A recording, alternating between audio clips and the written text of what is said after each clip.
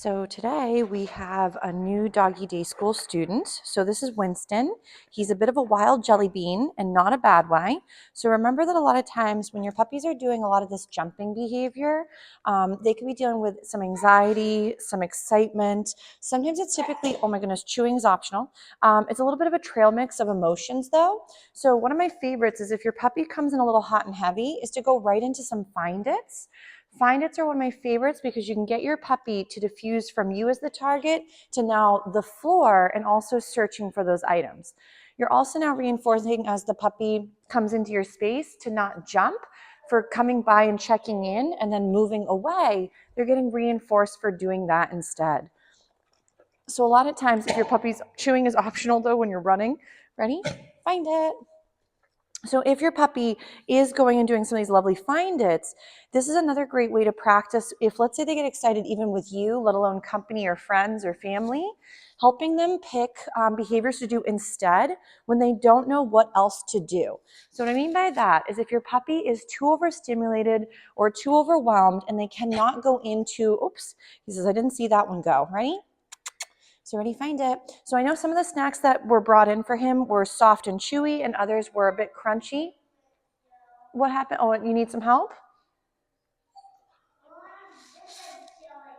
Okay, be right there. So also my littlest one comes to help out. So Eva was just mentioning she needed some help with something. So we'll get back to working with Mr. Handsome in just a second, but you can see how using your find its can be a great way to take his access energy when he doesn't know what to do and funnel it into doing find its versus jumping or mouthing you at the time. Remember though, a puppy that is very, very mouthy or super jumpy is typically also having a hard time with the setup or the concept, or they're also, for example, overtired. I know I've stated before where puppies need roughly about, he's like chewing is very tricky when you're romping around. So, but puppies need between 18 to 20 hours of sleep in a 24-hour period. So you can see that with Mr. Handsome. If he gets a little excited, I ignore him if I can. If he's being too much, like where it feels uncomfortable, or he's doing a lot of jumping and then finally settles, the problem is anytime your puppy is getting in the groove of practicing something, they're getting good at it.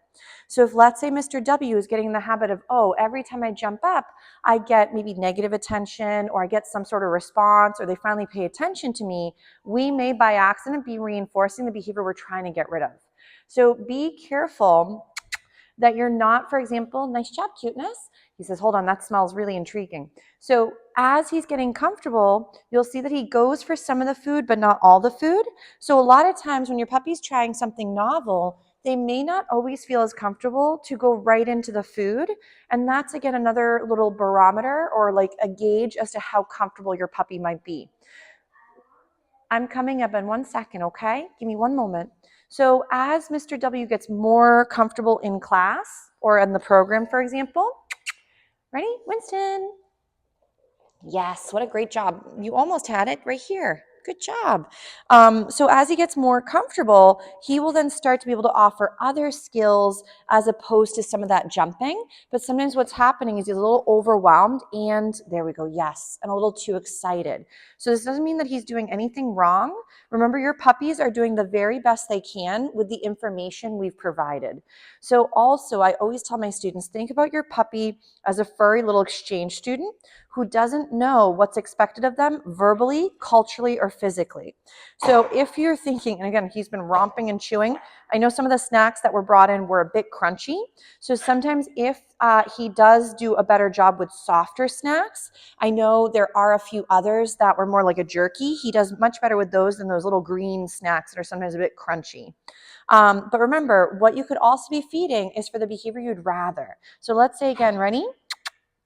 Yes, feeding all 4 feet on the floor or paying attention when the 4 feet are on the ground can also be immensely helpful. But then trying to help your puppy sometimes move and then disengage and then come back, very good too. But we're going to do a little bit with some other skills with Mr. W and see how he does with some of those other options in just a moment. Good job, sir.